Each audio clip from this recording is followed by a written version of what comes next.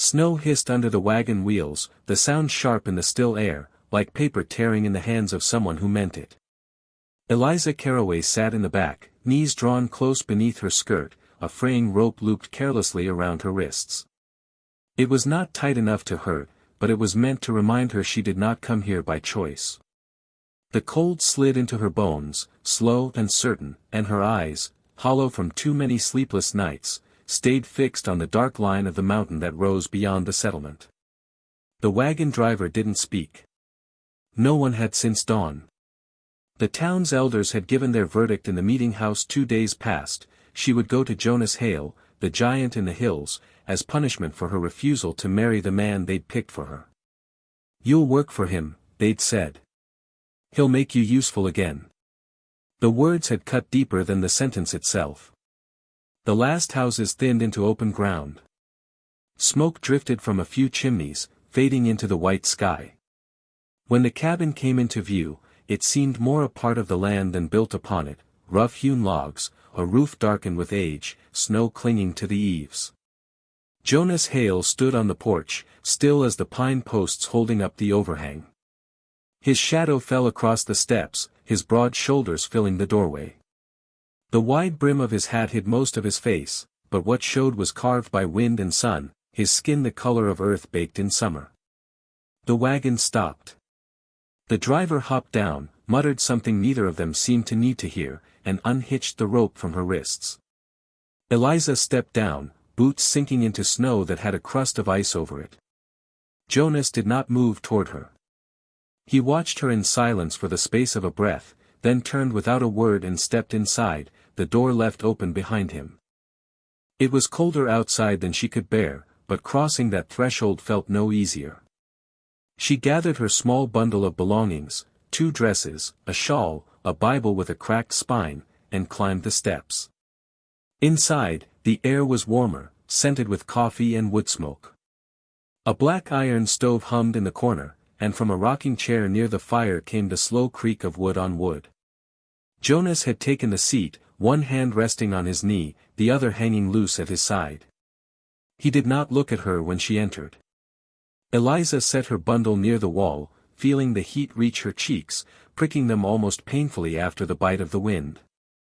The room was simple, a table with 2 chairs, a narrow bed pushed against the far wall, shelves lined with jars and tin mugs. On a peg near the door hung a heavy coat, its cuffs frayed, a hunting rifle leaning beside it. Every object in the room felt used, worn into its place. She unwrapped her shawl, hanging it beside the coat. The fire popped, a log splitting under the heat. Jonas reached forward with the fire iron, nudging the wood into place, his movements slow and deliberate. Still, no words came. She tried to read his silence. Was it anger? Disdain? Or was it something else, something he had built over years like the thick walls of the cabin itself? Her hands itched to do something, anything. She found the coffee pot on the stove and poured herself a mug, the steam curling into her face. The warmth of it in her palms felt like the first kindness she'd touched in weeks, even if it was only borrowed from his hearth. She sipped slowly, not daring to speak. The sound of the rocking chair was steady, like a clock. Time moved differently here. The town's noise, gossiping voices, slamming doors, the ring of the blacksmith's hammer, was gone, replaced by the hush of snow against the roof and the low hum of heat in the stove. She realized then that this was not just distance. This was abandonment wrapped in quiet. Her community had not only cast her out, they had placed her in the hands of a man they thought would break her will. Yet here, in this cabin, Jonas Hale's silence was not cruel. It was heavy, yes, but it was not the weight of contempt, it was the weight of something she could not yet name. And so, she decided she would wait. For words. For a look. For whatever it was the giant in the mountains might offer, or refuse to offer. Until then, she would learn the language of the fire and the creak of the chair, and keep her own silence in return. The days settled into a rhythm that was neither comfort nor hardship, but something in between. Mornings began with the thin light of dawn spilling pale through the small cabin window, the sound of the wind moving slow and low through the pines. Eliza would rise quietly, the boards cold beneath her bare feet, and wrap her shawl tight before tending to the stove. The first days she had expected Jonas to tell her what work he wanted done, but he never did. He only seemed to watch, sometimes from the chair by the fire, sometimes from the doorway, while she found her way into the tasks herself. She chopped carrots and potatoes for the stew pot, her breath frosting in the early hours before the fire caught strong. She carried buckets down to the creek, the water biting at her wrists as she dipped the pail.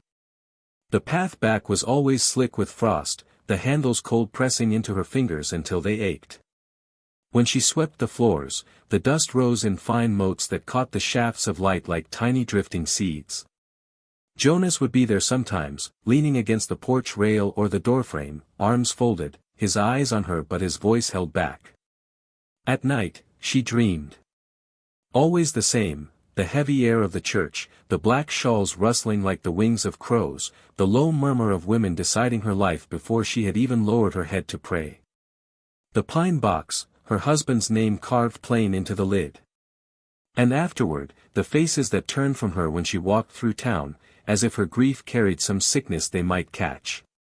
One afternoon, carrying wood to the porch, she noticed the tools. A cracked-handled axe leaned against the wall, its blade dulled by time. Beside it, a branding iron bent from heat, its tip flared like a twisted letter. She touched the iron with her fingertips, feeling the faint echo of its history, wondering if it had belonged to him before the mountain had. She wondered what had been taken from him, and what he had chosen to leave behind. Inside the cabin, other signs began to speak. Braids of dried sage and corn hung from the rafters, their scent faint but steady, and not the kind she had known in town. They spoke of other hands, other work, native hands, perhaps, that had once tended this home beside his. She began to look at Jonas differently then, not just as the giant they had sent her to, but as a man with a life that had stretched far beyond the reach of her people's eyes.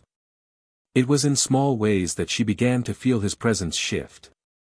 A log laid quietly by her bedside before dawn, so she would not have to step into the cold to stoke the fire. A mug of coffee waiting at the table when she came from the creek, steam rising like a breath between them. He still said nothing more than a word or two at a time, but in those small gestures she felt something that had been missing for so long, care without judgment, kindness without demand. Yet, the silence between them was not empty. It was full of shadows, some hers, some his, and though neither named them, she could feel they were cut from the same cloth. It came to her one evening, as she sat by the fire with the sewing in her lap, the lamplight warming the corners of the room. Survival here was not about keeping warm or fed, those things could be managed. It was about learning to live with what had been lost, with the ghosts that sat at every meal, that stood beside the bed at night. Jonas lived with his as she did with hers, and in some way, their quiet acknowledgement of each other's burdens was a kind of language all its own. She began to suspect that whatever had silenced Jonas was not cruelty, but pain buried deep. Perhaps deeper than her own. And she began to wonder, not with fear, but with something like hope, if in time, that silence might change. The snow came without warning. One moment the air outside was still, the sky a flat gray, the next it was a moving wall, the wind driving it sideways so fiercely it stung the glass panes. Eliza stood at the window for a moment, watching it swallow the trees until the world beyond the porch vanished altogether. She turned to the fire, feeding it carefully, knowing the storm might hold them captive for days. The sound of the door opening broke the muffled rhythm of the wind. Jonas stepped inside, shoulders dusted white, his hat rim heavy with ice. In his arms was a boy, no more than 12, limp and shivering, his dark hair matted with snow. Without a word, Jonas moved to the hearth, laying the boy on a folded quilt. He unwrapped a blanket from the shelf above the bed and tucked it around the thin frame with a gentleness Eliza had not yet seen from him. She knelt beside the fire, pulling the kettle off the hook and replacing it with a pot for broth. Jonas crouched low, speaking to the boy in a language Eliza did not know but recognized from the rhythm of it, Lakota. The boy's eyes fluttered open, and for a moment his gaze flicked between them, wary, before slipping closed again. As the broth began to simmer, the cabin filled with the scent of sage and meat. Jonas checked the boy's feet, rubbing them with a dry cloth, careful not to cause more pain. Eliza watched him, seeing not the giant the town had spoken of in warning but a man whose hands knew the work of saving a life. The wind roared against the walls, snow piling high against the door. There would be no leaving until the storm broke. Eliza brought a cup of broth to the boy's lips, steadying his head while he drank in small swallows. Jonas stayed close, saying little, but every glance toward the child carried a weight that told her this was not the first time he had offered shelter where others would not. Hours passed in the same close silence. The boy slept, his breathing steadier now, the blanket pulled up to his chin. Eliza took turns with Jonas in tending the fire, adding wood when the light dipped low, shaking snow from the outer door so it would open when needed. Sometimes she would catch his eyes on her, not in judgment, but in something closer to acknowledgement. The storm did not ease by nightfall. The wind rattled the shutters, a constant reminder of the world pressing in. Inside, the air was warm, heavy with the shared work of keeping another alive. Eliza found herself sitting closer to Jonas than she had before, their shoulders almost touching as they watched the fire. When their hands met briefly as they passed a cup of water, neither pulled away.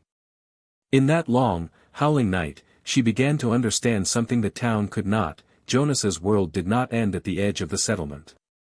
It reached into the hills, the forests, the lives of people who would never set foot in the church or the store. It was a world built not on the rules of the elders, but on bonds no one outside would ever see. By the second day, the storm showed no mercy. Snow stacked high against the cabin walls, light filtering in dim and blue through the windows. The boy stirred more often now, speaking softly in Lakota. Jonas answered in the same language, his voice low and steady. Eliza didn't need to know the words to hear the trust in them. They shared blankets at night to keep the warmth close, the three of them a small island in a sea of white. Sometimes their eyes met over the sleeping boy, and there was no need to look away. The silence between them no longer felt like an empty room, it felt like a shelter, built strong enough to keep the storm out. The snow had begun to give way, softening under the sun's pale light, dripping from the eaves in slow, deliberate drops. The air smelled faintly of thawed earth and wet pine. Inside, the boy had grown stronger, able to stand and walk short distances, though he still slept deeply when the nights came cold. Eliza had begun to feel a shift in the cabin, less like a place she'd been sent to endure, more like a place where each day carried its own quiet purpose. That morning, the sound of hoofbeats broke the calm. They came fast, crunching over the frozen ground, and when Jonas stepped to the window, his body went still. Eliza rose, wiping her hands on her apron, but he motioned her back without a word. The knock was sharp, 3 blows against the wood. Jonas opened the door just enough to fill the space with his frame. Beyond him, 5 men sat on horseback, rifles slung across their backs, eyes sharp with purpose. The one in front, a man Eliza recognized from the settlement, spoke first. "We're here for the boy," he said. "His people've been stealing cattle. He's coming with us." Jonas didn't move. He didn't speak either, but the set of his shoulders and the stillness in his face made it clear there would be no agreement. The man shifted in his saddle, glancing at the others, then back at Jonas. "This ain't your concern," he said. "Step aside." Jonas's hand rested lightly on the doorframe, but the weight in it could have held back the wind itself. Eliza could feel her pulse quicken, her breath shallow.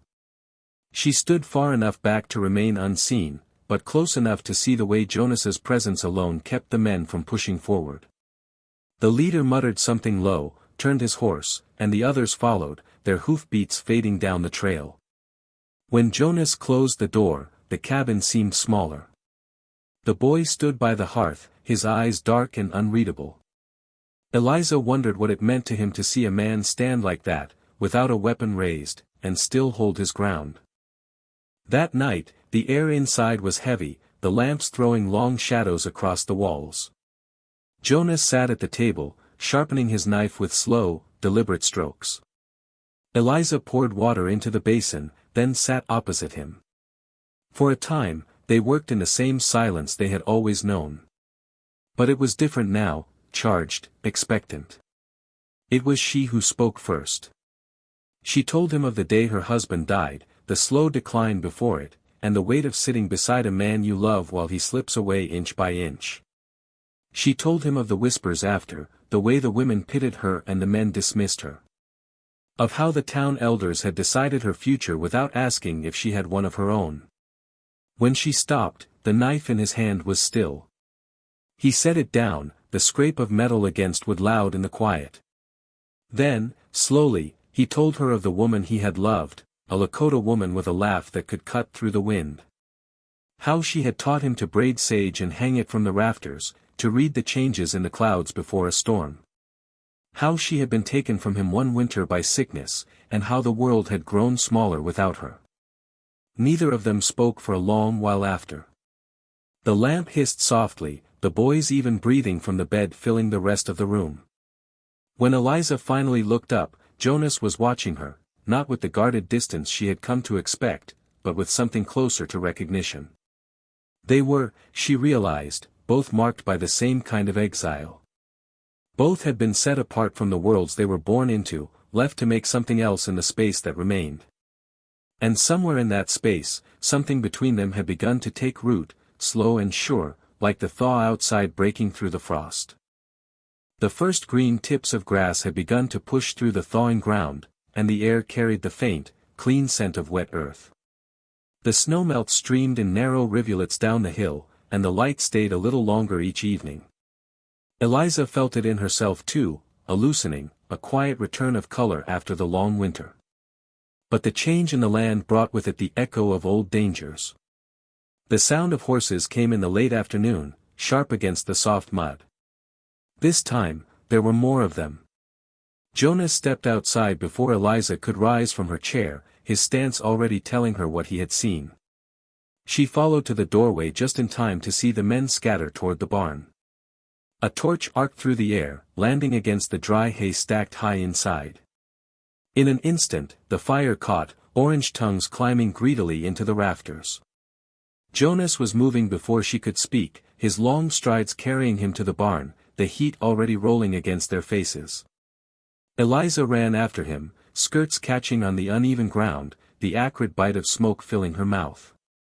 She grabbed a bucket from the pump and passed it to him, then another, and another, the two of them working in a rhythm born of urgency rather than words. Sparks clung to her sleeves, her eyes stung, and the air roared with the crack and snap of burning wood. Jonas fought the fire with a ferocity that startled her, not recklessly, but with a force that made the men who had set it turn their horses and ride hard back toward the road. His face was streaked with soot, his shirt damp from the water they'd thrown. And when the flames finally broke into smoldering ruin, he stood in the darkened frame of the barn, chest rising hard, his eyes sweeping the damage like a man taking stock of his own body. They walked back to the cabin together, neither speaking, their breathing still uneven. The boy had been waiting inside, eyes wide, but Jonas only nodded to him before setting down the bucket. Eliza sank into a chair, her hands still trembling from the weight of the fight, the scent of smoke clinging to her hair. Later, when the quiet had settled and the night air cooled the scorched timbers outside, Jonas brought a cedar chest from beneath his bed. He set it on the table and opened it slowly, as though the air inside might carry something fragile. Eliza leaned closer, and there, folded with a care that time had not disturbed, lay a wedding dress. The fabric was yellowed with age, the lace frayed at the edges, but it held a beauty she could see even in the lamplight's dim glow. It was hers, Jonas said, his voice low. She didn't need to ask whose. His late love lingered in the careful way he touched the fabric, in the way his eyes softened but did not break. You're free to leave when the snow's gone. No one will stop you. He paused, as if the next words weighed more than the chest itself. Or you can stay. Not because you have to. Not as a sentence. But as my equal. Eliza felt the truth of what he was offering settle into her like warmth after cold. It was not rescue he was giving her, nor pity, it was a place that was hers to claim, a choice that no one else could make for her. She looked at the dress, at the man who had fought fire with his bare hands to keep what mattered, and she realized that the safety she had found here was not the kind that made a person small. It was the kind that gave back the pieces she had thought lost. The fire outside had left its mark on the barn. Inside, another kind of fire had taken root, quiet but steady, its heat drawing them toward something neither had dared to name until now. The word came on a soft wind near mid-morning, carried by a lone rider who stopped at the edge of the yard. Jonas stepped outside to meet him, the boy close behind, his eyes bright with something between hope and worry. The man spoke in Lakota, his voice low, the cadence steady, and though Eliza didn't understand the words, she could feel the meaning in the way Jonas's shoulders eased. The boy's people were near, camped beyond the ridge, waiting for his return. Jonas went to the barn without a word and began saddling his horse. Eliza stepped into the doorway, the cool air brushing her face. "I'm coming with you," she said, and though his gaze lingered on her for a long moment, he did not argue. She wrapped her shawl tight and mounted behind the boy, her hands resting lightly on his small shoulders. Jonas took the lead, the reins easy in his hands as they followed the narrow trail toward the ridge. The land was waking from winter, the snowmelt streaming in silver threads down the hillsides, the air carrying the faint scent of pine resin warmed by the sun. The boy's back straightened the closer they drew to the ridge, his head lifting as if some invisible tether was pulling him home. When they crested the rise, the camp came into view, low smoke from cook fires, the shapes of people moving between the teepees, the sound of voices carrying in the open air. A woman broke from the group, running toward them, her cry sharp with relief. She gathered the boy into her arms, rocking him as if to assure herself he was whole. Others followed, their eyes turning to Jonas with measured respect. An elder stepped forward and placed something in Jonas's palm, a small talisman carved from bone, strung on a length of braided sinew. The old man spoke in Lakota, and Jonas nodded once, closing his hand over the gift. Eliza understood without translation, this was not a debt, but a bond. They stayed only long enough for farewells. Jonas mounted again, and Eliza swung up behind him this time, her arms around his waist as they turned back toward the valley. The ride home took them through the settlement. The streets were lined with faces, men leaning on porch rails, women with baskets paused in mid-step. The whispers moved through them like dry grass in the wind, sharp and thin. But Jonas did not slow, and neither did she.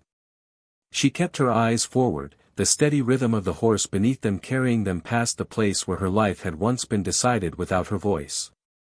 When the cabin came into sight, the sun was lowering, turning the windows to squares of gold. Jonas dismounted first, then turned to offer his hand. There was no command in the gesture, no claim, only the quiet weight of choice. Eliza looked at him, at the man who had been her sentence and had become her shelter, and without hesitation, she placed her hand in his.